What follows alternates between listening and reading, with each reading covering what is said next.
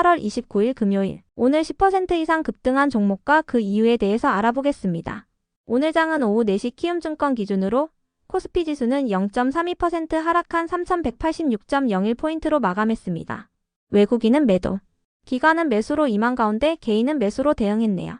오늘 코스피 거래 대금은 8조 원입니다.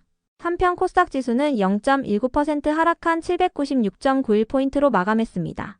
외국인은 매도, 기관은 매수로 임한 가운데 개인은 매수로 대응했네요. 오늘 코스닥 거래 대금은 5조 원입니다. 그럼 본격적으로 오늘의 급등 종목들을 살펴볼게요. 오늘 10% 이상 급등한 종목은 총 28종목으로 코스피에서는 4종목, 코스닥에서는 24종목이 나왔습니다. 이 중 상한가 종목은 동일스틸럭스, 삼영엠텍, SGA 3종목이고요. 오늘 하한가 종목은 텔콘 RF 제약 1종목이 있었습니다. 총 28개의 급등 종목들을 한데 모아서 테마별로 묶어보니 3개 테마로 나눠볼 수 있었어요. 그 외 나머지는 개별 이슈로 오른 종목들인데요. 먼저 1번 조선 테마입니다. 트럼프 정부가 한국에서도 미국 군함을 건조할 수 있게 하는 방안을 검토 중이라고 전해지면서 조선 기업들이 강세를 이어오고 있습니다. 미국은 번스 톨레프슨 법에 따라 미국 군함을 해외에서 건조시키는 것을 금지하고 있는데요. 해당 법안은 그동안 한국과 미국이 조선 협력을 도모하는 데 있어서 걸림돌로 지적되어 왔으며 트럼프 대통령은 이를 우회할 수 있게 하는 방안을 검토 중이라고 전해졌어요. 방위사업청과 미국 해군부는 다음 달 중순 중으로 회의를 열고 규제 완화를 위한 세부적인 협의를 진행할 예정이라고 전해졌는데요. 이 같은 소식 속 한미 간의 조선 협력에 속도가 붙을 것이라는 기대감이 나오고 있습니다. 한편 하나오션과 HD현대중공업이 원팀을 구성하여 캐나다의 초계 잠수함 프로젝트 사업을 따내기 위한 최종 결선에 올랐다고 전해졌는데요. 해당 소식도 조선 테마에 지속 호재로 작용되고 있습니다. 최종 경쟁 상대는 독일의 해양 기업인 티센크루프 마린 시스템즈이며 이르면 내년에 결과가 나올 것으로 전망되고 있어요. 해당 사업은 캐나다 해군이 3,000톤급 잠수함 12척을 도입하는 사업으로 잠수함 획득 관련 계약 비용만 최대 20조 원 규모라고 알려졌는데요. 향후 30년간의 운영 및 유지 비용까지 포함하면 계약 규모가 최대 60조 원까지 늘어나며 단일 방산 수출 계약으로는 사상 최대 규모라고 전해졌어요. 하나오션과 HD현대팀이 해당 사업을 수주할 경우 STX 엔진과 범한 퓨얼셀을 비롯한 국내 밸류체인 기업 전반이 수혜를 입을 것으로 전망되고 있습니다.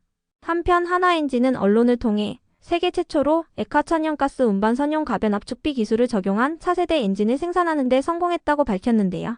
해당 엔진은 삼성중공업이 건조 중인 카타르 프로젝트 선박에 탑재될 예정이며 글로벌 선주의 친환경 요구에 대응하면서 현재까지 7천억 원 규모의 엔진 수주를 확보했다고 밝혔습니다. 이 같은 소식들 속에서 하나엔진이 16%의 급등세를 보였으며 조선 기업들이 강세로 마감해 주었네요. 이 중에서도 동일스틸럭스는 화인베스틸의 2대 주주로 있는 기업인데요. 차회사인 대선조선을 통해 함정 유지보수 정비 분야에 진출할 수 있다는 기대감이 나오면서 강세를 이어오고 있다고 전해졌습니다. 한편 범한 퓨얼셀은 하나오션을 고객사로 두고 있다는 사실이 부각되며 강세를 이어오고 있으니 참고해주세요. 다음은 이번 화장품 테마입니다. 미국의 올리브영으로 불리는 울타뷰티가 2분기 호실적을 바탕으로 올해 연간 매출과 이익 전망치를 상향 조정했습니다. 올해 매출 전망치는 최소 115억 달러에서 120억 달러로 상향하고 주당 순이익도 최소 22.6달러에서 23.8달러로 상향했는데요. 울타뷰티는 해외 시장 공략에 속도를 내면서 성장세를 이어오고 있다고 전해졌습니다. 이 같은 소식에 화장품 기업들 일부가 상승세를 보인 것으로 추정됩니다. 다음은 3번 반도체 테마입니다. 미국의 2분기 국내 총생산 성장률이 이전 분기 대비 3.3% 증가한 것으로 잠정 집계됐습니다. 이는 시장 전망치였던 3%를 상회하는 수치였는데요. 국내 총생산이 시장 예상치를 웃도는 견고한 성장세를 보이면서 어젯밤 미국장은 3대 지수 모두 상승세로 마감했어요. 한편 KB증권은 삼성전자의 영업이익이 3분기부터 개선될 것으로 전망된다고 밝혔는데요. 특히 삼성전자의 내년 HBM 시장 점유율이 확대될 것으로 기대된다고 밝혔어요. 또한 삼성전자가 최근 HBM사에 대한 내부 양산 승인 절차를 통과한 가운데 4분기부터 초기 생산 단계에 진입할 것으로 추정된다고 밝혔는데요. 이 같은 전망 속 삼성전자와 하이닉스가 강보합권으로 마감한 가운데 일부 반도체 기업들이 상승세로 마감해 주었네요. 이 중에서도 PSK는 미국과 중국 간의 반도체 갈등이 심화되는 가운데 반사 수혜를 입을 것이라는 전망이 나오며 강세를 보였습니다. 한국투자증권은 미국의 중국 반도체 제재가 PSK에게 호재로 작용할 것이라고 밝혔는데요. TSMC가 이나노 생산 라인에서 중국산 장비를 전면 배제하기로 결정한 가운데 중국 장비사들의 점유율이 줄어들고 PSK의 점유율이 확대될 것으로 전망된다고 밝혔어요. 이 같은 분석을 토대로 PSK에 대한 목표 주가를 39,000원으로 제시했으며 PSK의 오늘 정규장 종가는 24,500원입니다. 그 외 나머지는 개별 이슈로 오른 종목들인데요. 먼저 SGA와 썸에이지, SGA솔루션즈의 급등 이유는 파악되지 않았습니다. SGA와 썸에이지는 최근 가상자산 신사업 기대감을 입으며 강세를 보인 바 있으니 참고해주세요. 다만 미국의 7월 개인 소비지출 발표를 앞두고 비트코인 가격은 횡보하는 모습을 보이고 있습니다.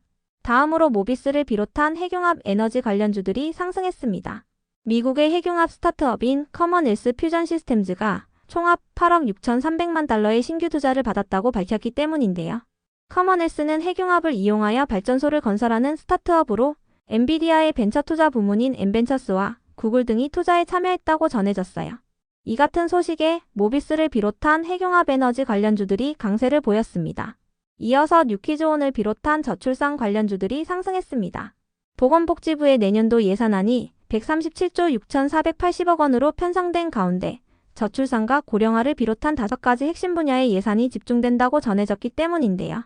이 같은 소식 속 올해 합계 출산율이 2년 연속 증가할 것이라는 전망도 동반되면서 저출산 관련주들이 상승세를 보였습니다. 다음으로 코퍼스 코리아의 급등 이유는 파악되지 않았는데요. 코퍼스 코리아는 전환 청구권 행사를 앞두고 있으니 참고해주세요. 55만 주가 다음 주 목요일에 상장될 예정이며 해당 물량은 발행 주식 총수 대비 1.4%에 해당합니다. 전환 가격은 1,261원이며 코퍼스 코리아의 오늘 정규장 종가는 1,601원입니다.